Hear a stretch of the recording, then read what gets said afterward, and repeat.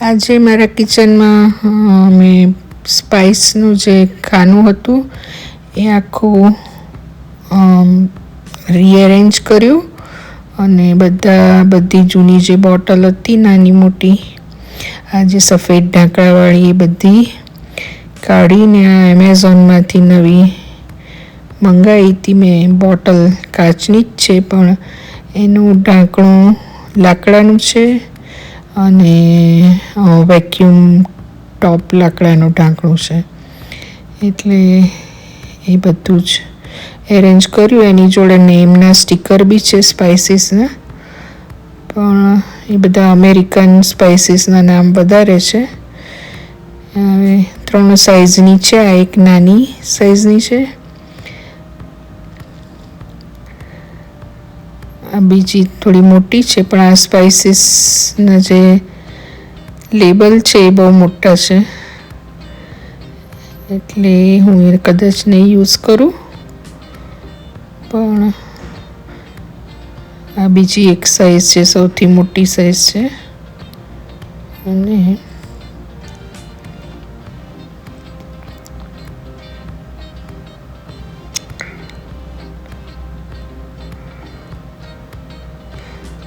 ત્રીજી એક medium size છે.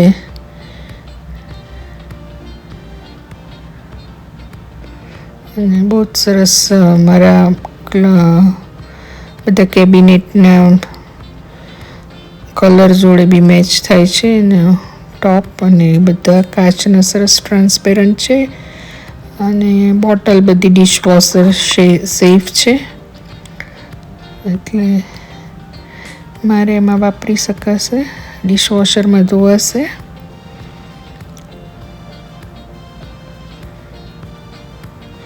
આ બોટલ પણ કાચની જ હતી પણ રાઉન્ડ હતી એટલે જગ્યા વધારે રોકે છે.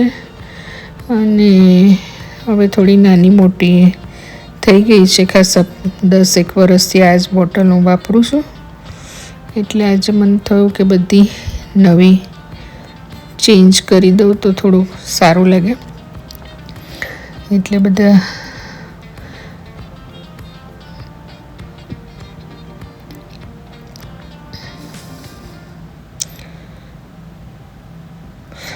મેસન જાર હતા, એમાં એની ઉપર મેં ઢાંકણા છૂટા અમેઝોનમાંથી મંગાવ્યા હતા. એની પર જે ઢાંકણ હતા એ પેલા જામ બનાવવા માટેના ઢાંકણા હતા, એટલે એ કાઢી અને મેં આ પ્લાસ્ટિકના ઢાંકણ એમેઝોનમાંથી મંગાવેલા 15-1 વર્ષ પહેલાં. એટલે બધા મેં કાઢી અને ખાના સાફ કરી દીધા.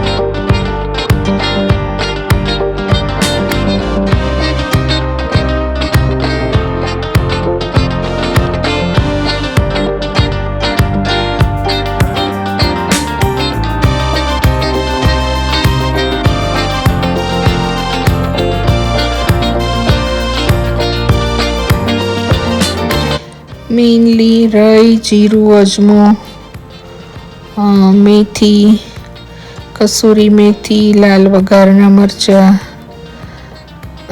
લાલ મરચું, આખા ધાણા, તલ, સિંગદાણા, પાપડનો ખારો, બ્લેક સોલ્ટ એટલે સંચળ,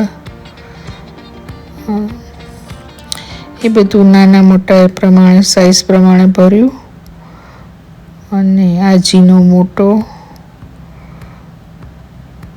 જિંજર પાવડર, સૂંઠ અને એ બધા મસાલા હતા. અને કાશ્મીરી મરચું ને તજ, લવિંગ, મરી અને લાલ કાશ્મીરી મરચું.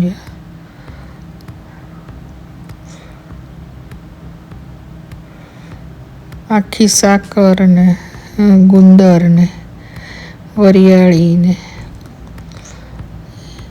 એટલી વસ્તુઓ લગભગ છે બધી. અને આખા મરીને એ બધા અહીંયા આગળ સેમ્સ ક્લબમાં લાંબી બોટલ મળે છે. એમાં સરસ હર્બ મળે છે સેમ્સ ક્લબ કે કોસ્કોમાંથી, એટલે એ બોટલ હું લાવું છું અને પછી એમાંથી આ થોડું અંદર ભરી દઉં છું. એટલે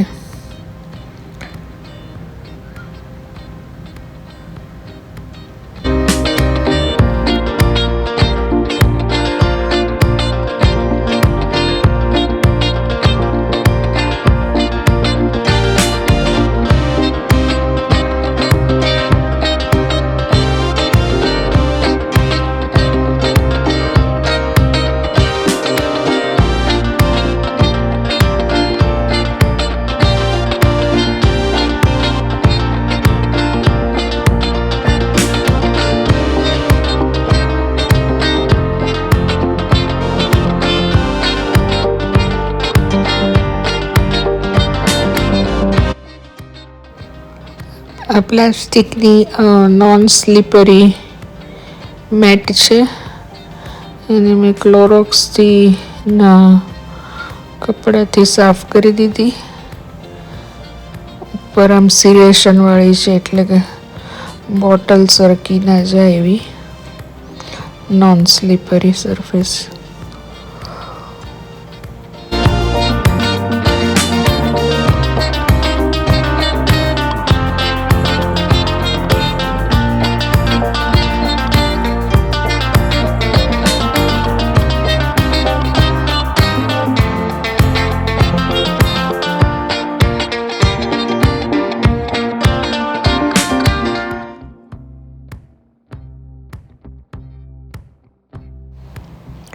બોટલ સાથે લેબલ આવ્યા તે જરી મોટા હતા અને બધા પર અમેરિકન સ્પાઇસીસના નામ વધારે હતા, એટલે મારી પાસે નાના વ્હાઈટ કલરના લેબલ હતા. એની પર મેં માર્કરથી લખી કાઢ્યું છે થોડા સ્પાઇસીસના નામ, જેમાં કન્ફ્યુઝન થાય એવા છે. અને મારા હસબન્ડ બી કોઈ વાર કૂક કરે છે, એટલે મેં જે અમુક વસ્તુઓ સરખી દેખાતી હોય એના પર નામ લખી દીધું છે.